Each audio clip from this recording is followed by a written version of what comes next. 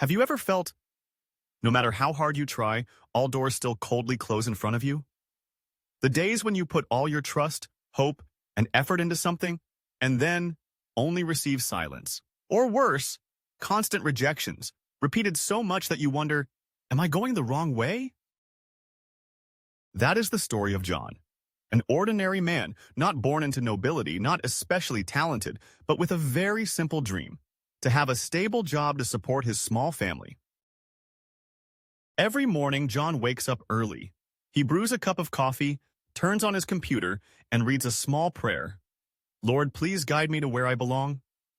Then he begins his familiar work again, revising job applications, sending emails, filling out forms, submitting applications everywhere possible. The work of an unemployed person is not little. It requires discipline, patience, and sometimes the courage not to collapse after each failure.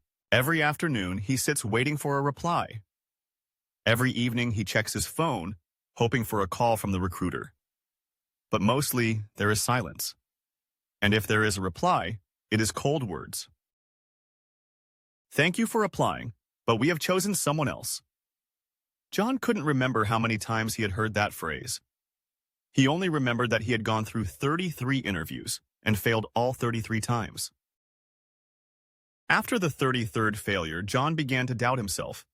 Am I not good enough? Or do I have nothing special at all? Has God forgotten me? The questions spinning in his head made every morning heavy. He didn't want to wake up, didn't want to see the inbox, didn't want to receive another rejection. There were nights when he just lay still in the dark, staring at the ceiling, praying through tears. But what John didn't know was that God never says no. He is only saying, wait. One drizzly afternoon, when his mood was at its lowest, John accidentally walked past an old street, a place he used to frequent. There was a small roadside cafe he once loved. Now it was closed. The glass door was broken, the old sign faded, covered in dust. He stopped, stood silently for a long moment, looking through the cracked glass. In that moment, an idea sparked. If no one is willing to hire me, then why don't I hire myself?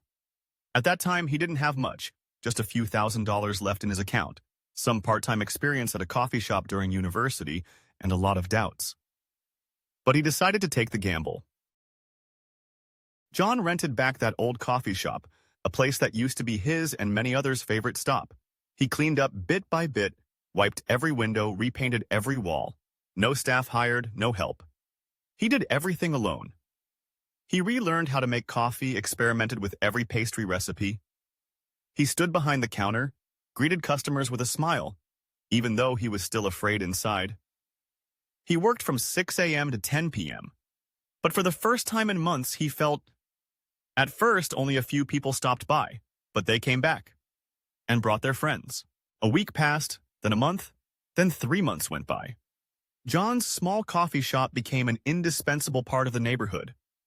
People came not just to drink coffee, but to chat, to relax, to find inspiration. John began hiring staff, people who had been unemployed like him. He not only gave them jobs, but also gave them hope. He listened to their stories and shared his own journey. A year later, John opened a second branch, then a third. From someone who had been rejected by 33 places, John is now the one signing employment contracts for dozens of others. John once thought silence was the end, but then he understood it was just the pause before a beautiful melody played. He once thought God had abandoned him, but then he realized, when God closes a door, he does not turn his back. He is just showing us another door. Sometimes it is a door we must build ourselves. If today you see every door closed, if you have knocked repeatedly but no one answers, if you feel your heart heavy with rejection, do not despair. Because what you are going through may not be the end, but a preparation. Perhaps that silence is the universe inviting you to create something of your own. And if no one opens the door for you, build your own door. Love inspirational stories and self-development. Please subscribe to the channel, share, and turn on notifications to spread positive values every day.